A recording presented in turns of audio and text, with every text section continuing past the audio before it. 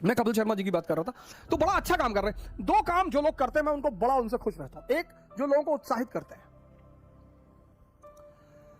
कि आप किसी के पास गए, आपने कहा कि साहब हम प्रधानमंत्री बनना चाहते हैं, उसने कहा अरे वाह बेटा बहुत बढ़िया, बेटा खिलाओ इनको,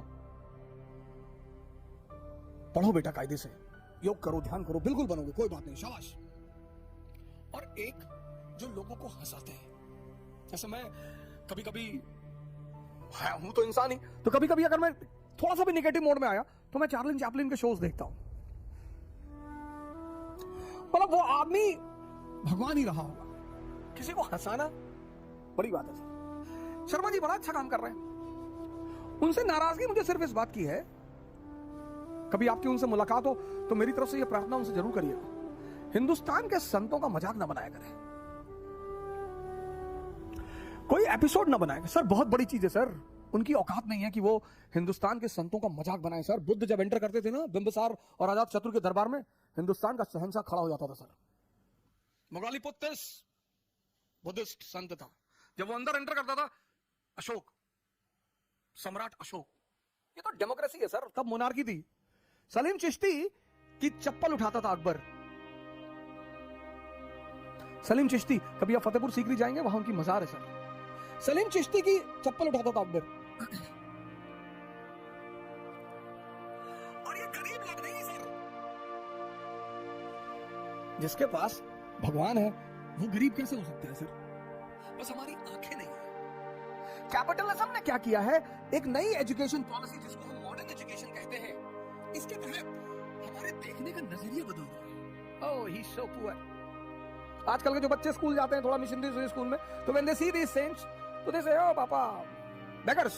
मैंने कहा idiot, they control the entire universe, they are not beggars. भिक्षु और भिखारी दोनों में बहुत फर्क है सर।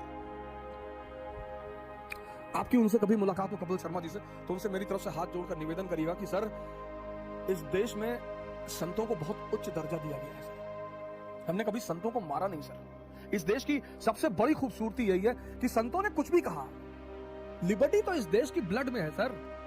कबीर कहां बैठते हैं? बनारस में, हिंदुओं का गढ़ है ब्राह्मणों का बनारस, और वहां वो कहते हैं पाथर पूजे हर मिले तो मैं पूजू पहाड़। तो पत्थर पूजने से हारी मिल रहा है तो मैं पहाड़ पूजूंगा, और ताते तो चकिया भली पीस खाए संसार। कुछ नहीं कहते उन्होंने, ठीक है यार बोल रहे कोई बात। इस देश में बुद्ध ने कहा मैं ईश्वर और आत्मा के मुद्दे पे मौन है, किसी ने नहीं मारा सर। ज्ञान इस देश की अंतरात्मा है सर, भारत का मतलब है ज्ञान सर, और इंडिया को भारत की तरफ बढ़ना पड़ेगा। हमसे बड़े सारे स्टूडेंट्स आते हैं, कहते हैं कि सर पहले अटेम्प्ट में सफल हो जाए, कुछ तरीका बता दीजिए। मैंने कहा योग और ध्यान। अरे सर योग और ध्यान से क्या होता है? क्या होता है योग और ध्यान से? क्या होता है ये सर? कौन है भगवान? अब जिस पैदा हम सब हुए इंद्रियों पे, सेंसेस पे, हमारा 20 साल तक सामना रहा सेंसेस से, और 20 साल सब जिसके साथ रहेंगे ना सर, उससे मोह बढ़ जाएगा, अनुराग बढ़ जाएगा सर, उसको छोड़ना बहुत मुश्किल हो जाएगा सर। तो जिन्होंने भी सेंसेस को छोड़ दिया और कॉन्शियस पे जीने लगे, हमने उन्हें भगवान मान लिया कि बहुत बड़ा काम कर डाला यार।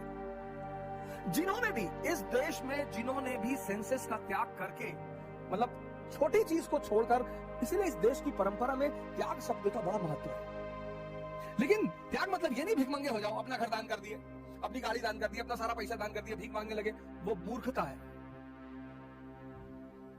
मैंने कल आपसे कहा था ना कि बहादुरी में और पागलपन में थिन लाइन डिफरेंस है, कुछ वर्ड है दुनिया में।